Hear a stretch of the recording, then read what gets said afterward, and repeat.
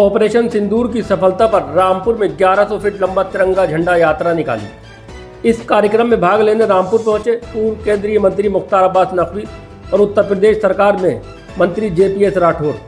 तिरंगा यात्रा में भाग लेकर सेनाओं को बधाई दी और प्रधानमंत्री मोदी का आभार व्यक्त किया। पहलगाम हत्याकांड के बाद देश भर में गुस्सा व्याप्त था, लेकिन भारत की सेनाओं ने जिस बहादुरी से पाकिस्तान ऑक्युपाइड कश्मीर और पाकिस्तान के अंदर बने हुए आतंकियों के ठिकानों को चुन चुन कर ध्वस्त किया, जिसके बाद आतंकियों की कमर टूट गई।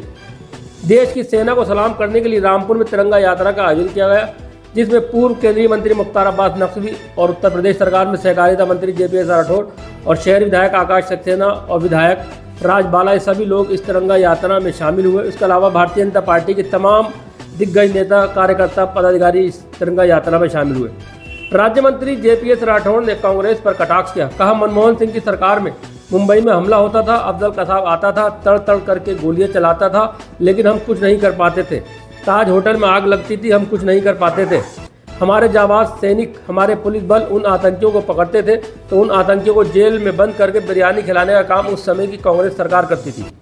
वहीं मुख्तार अब्बास नकवी ने कहा, हमारे सेना के जवानों ने आतंकवादियों के आकाओं की, आतंकवादियों के दाताओं की, आतंकवादियों की संपत्ति की धुलाई की है। निश्चित तौर पर वे ध्वस्त हुए। इसी का नतीजा है कि आज पूरा देश हमारे सेना के शौर्य पराक्रम को सलाम कर रहा है और हमारे भारत में तिरंगा की शौर्य यात्रा निकल रही है। वहीं पाकिस्तान में टेररिस्ट की शव यात्रा निकलती हुई दिखाई पड़ रही है। आज हमारे सैनिकों के सम्मान में भारतीय जनता पार्टी जगह जगह, नगर नगर, गांव गांव तिरंगा यात्रा निकालने का काम कर रही है। जिस तरीके से शौर्य पराक्रम का जलवा हमारी सेना ने दिखाया है और पहलगाम घटना के बाद जिस तरीके से आतंकियों ठिकानों को ध्वस्त करने का काम हमारी सेना ने किया है, उसको लेकर हम सभी सैन्य बलों को प्रणाम करते हैं, नमन करते हैं और माननीय प्रधानमंत्री नरेंद्र मोदी जी का आभार व्यक्त करना चाहते हैं कि उन्होंने जो सैन्य बलों को छूट दी है, उसके कारण ये संभव हो सका है। इससे पूर्व में हम सब जानते हैं, मनमोहन सिंह की सरकार में मुंबई में हमला होता है, रेलवे स्टेशन किस तरीके से अफजल कसाब आता था, तड़ तड़ तड़ तड़ करके गोलियां चलाता था, लेकिन हम कुछ नहीं कर पाते थे। ताज होटल में आग लगती थी, हम कुछ नहीं कर पाते थे।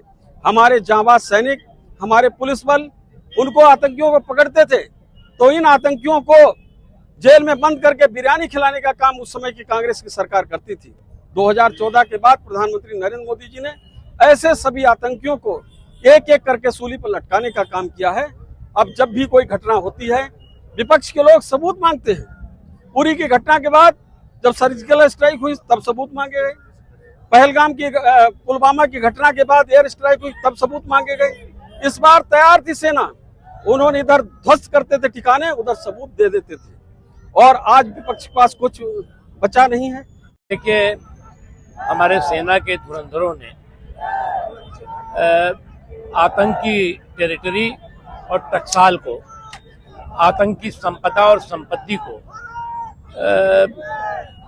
जो धुआंधार तरीके से धूल धूसरित किया है, निश्चित तौर से उन आतंकवादियों और आतंकवादियों के आकाओं को जो सबक मिला है वो उनको जन्म जन्मांतर याद रहेगा। और जो जमीन जो है वो आतंकवाद के जल्लादी जानवरों की जमीन बन गई हो और ऐसे जल्लादी जानवरों की जमीन को जमींदोज करना इंसानियत के लिए भी जरूरी है और पूरी की पूरी संपूर्ण मानवता के लिए जरूरी है। और इसलिए हमारे सुरक्षा बलों के जो हमारे धुरंधर सुरक्षा बल हैं, उन्होंने जिस मजबूती के साथ इन आतंकवादियों के आकाओं की, आतंकवादियों के दाताओं की, आतंकवादियों की संपदा की और संपत्ति की धुलाई की है, निश्चित तौर से वो धूल दूषित हुए हैं। और इसी का नतीजा है, इसी का परिणाम है कि आज जो है वो पूरा देश जो है हमारे सेना के शौर्य और पराक्रम को नतमस्तक होकर के सलाम कर रहा है।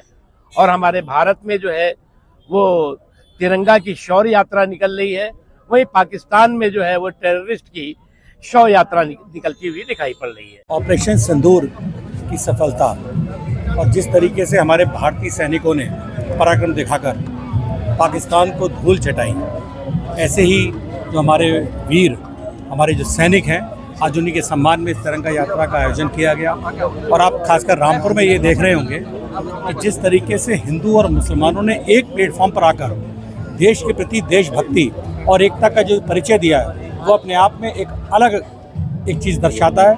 आप देखते होंगे रामपुर हमेशा गंगा जमुना तहजीब के लिए बहुत मशहूर रहा है और आज इसका परिचय भी दिया गया है। यहाँ जितने आज आप देख रहे होंगे भीड़, उसमें हिंदू और मुसलमान, सिख, ईसाई हर व्यक्ति है। दूसरा, कारगिल में जो शहीद हुए थे सरदार बलजीत सिंह जी, उनके हमारे भाई हैं, यहाँ पड़ता है नवाबगंज, वहाँ रहते हैं। इनको भी जब लगा कि ऐसी तिरंगा यात्रा का आयोजन किया जा रहा है तो इनसे रहा नहीं गया और ये भी इस यात्रा में पैदल शामिल हुए। और हमारे क्षेत्र में ऐसे सैकड़ों हमारे वीर सैनिक ऐसे जिन्होंने सेवा अपनी दी है सेना में, तो आज सब लोग हमारे यहाँ साथ हैं और सब लोग एक यहाँ पर उनके दिल में एक जोश है, एक पाकिस्तान के प्रति रोष है और ये चीज़ दर्शाता है कि अब इन चीज़ों को बर्दाश्त नहीं किया जाएगा। कोई भी आगे किस चीज़ की आदत तो मुँह तोड़ा जवाब दिया जाएगा। कितनी मीटर का तिरंगा था?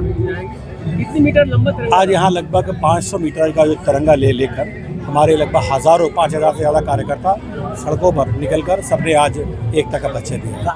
बढ़िया है, ये यात्रा निकली है। वो जो अपना वहाँ पर पाकिस्तान में जो हुआ था उसे मुँह तोड़ जवाब दिया अपने सैनिकों ने और कई एक दो सैनिक बेचारे शहीद भी हुए हैं उस कारगिल इस लड़ाई में।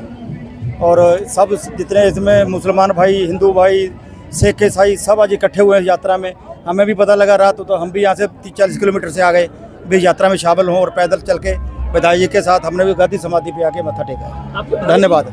छोटे भाई बलजीत सिंह शहीद हुए थे। हाँ, शहीद होते हैं 99 में। इस बार जो भारत ने मुंह तोड़ जवाब दिया है उसको लेकर किस तरह नजर से देखते हैं? बढ़िया देखते हैं, जवाब ऐसे देना चाहिए। जब हमें हमारे दुश्मन मारते तो हमें उनको क्यों रखना चाहिए? हमें भी अपने जब जान बार के पूरा करके उनको करना चाहिए। धन्यवाद।